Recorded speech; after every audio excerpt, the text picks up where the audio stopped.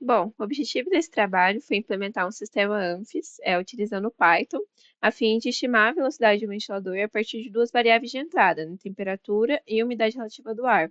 O modelo utilizado é o modelo Fuzzy Sugeno de primeira ordem, e o treinamento utiliza um aprendizado híbrido, combinando métodos de mínimos quadrados com backpropagation. Então, só falando um pouquinho do fuzzy, em uma lógica convencional, para a temperatura sendo 20 graus frio e 30 quente, uma temperatura de 25 graus, que está ali na divisão entre os dois estados, causaria uma mudança muito abrupta. Então, 24,9 já seria considerado frio e 25,1 seria considerado quente.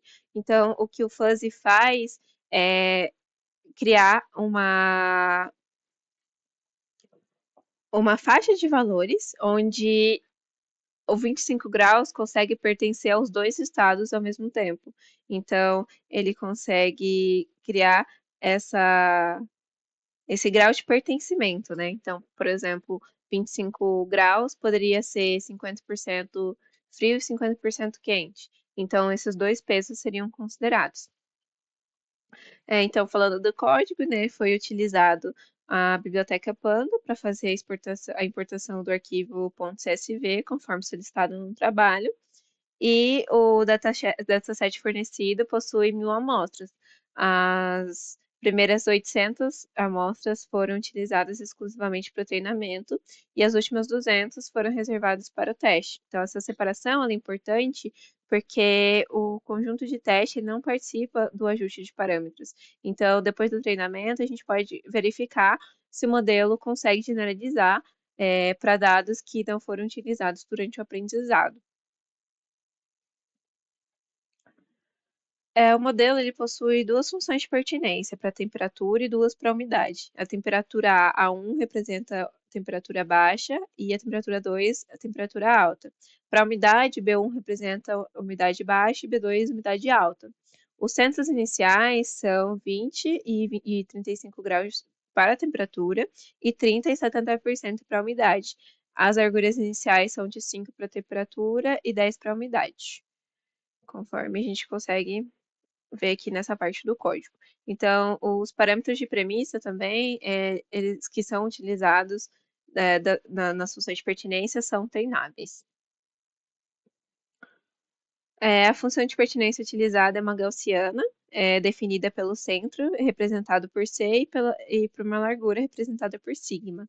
O valor da função varia entre 0 e 1 e representa o grau de pertinência de uma entrada e determinado conjunto fuzzy. Depois da fusificação, são calculadas as forças de disparo das quatro regras. O operador E é implementado pelo produto das pertinências. Em seguida, essas forças são normalizadas, então cada regra passa a ter um peso relativo na formação da saída final. Então, até aqui, o fluxo é entrada, fusificação, força de disparo e normalização. Cada uma das quatro regras possui uma função consequente linear na forma P vezes temperatura, mais Q vezes umidade, mais R. Então, como existem quatro regras e cada regra possui três parâmetros, temos 12 parâmetros consequentes no total.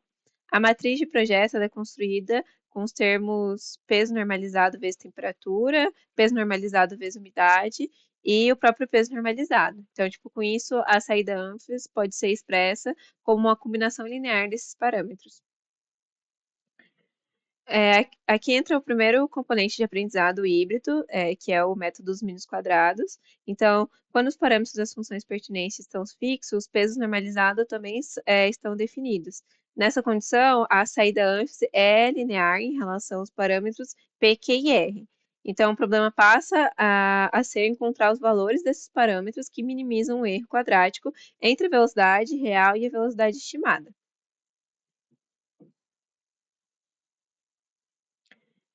Então, depois de obter os consequentes por mínimos, a gente calcula a saída do modelo e o erro. O erro utilizado é o erro médio quadrático, né, que é o MSE.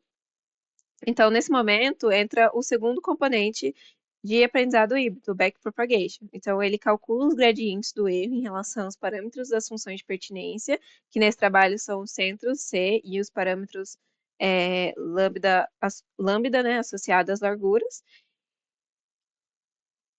E o PyTorch ele vai calcular automaticamente, né, esses gradientes do autograde e o SGD realiza a atualização dos parâmetros.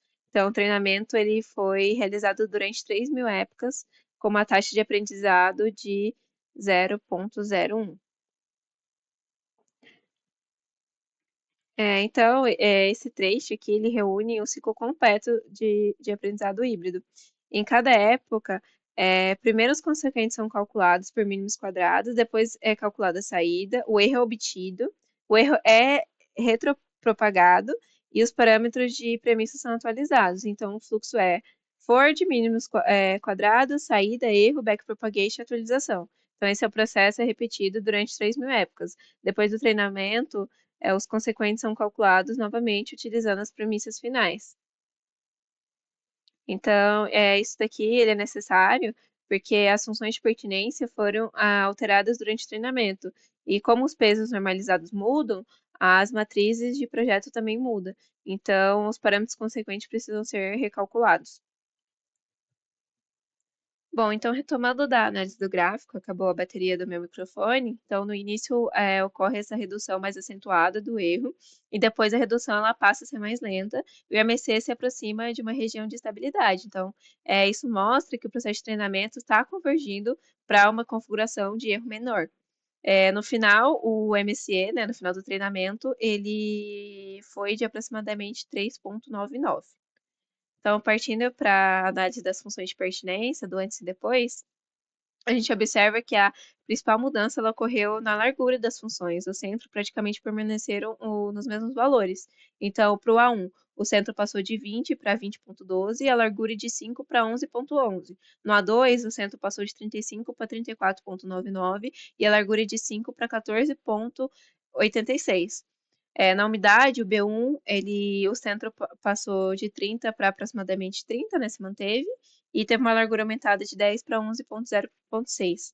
O B2, o centro passou de 70 para 69,98 e a largura de 10 para 15,72. Então, o backpropagation, ele alterou principalmente a largura dessas funções, né? Como a gente pode ver visualmente, elas ficaram mais amplas, aumentando a região em que diferentes conjuntos fuzzy possuem pertinência significativa.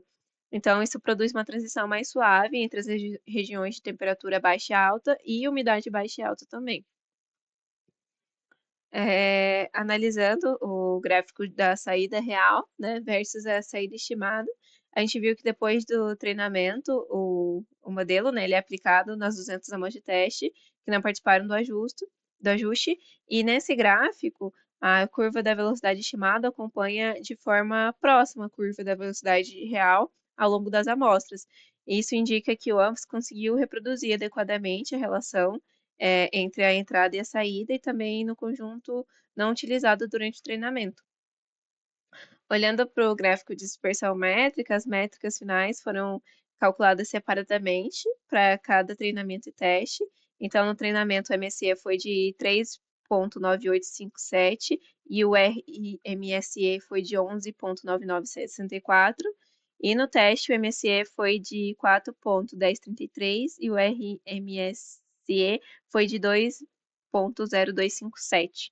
Então, além disso, né, os pontos no gráfico de dispersão ficam próximos da reta ideal, né, XY, indicando que tem uma boa concordância entre a velocidade real e estimada.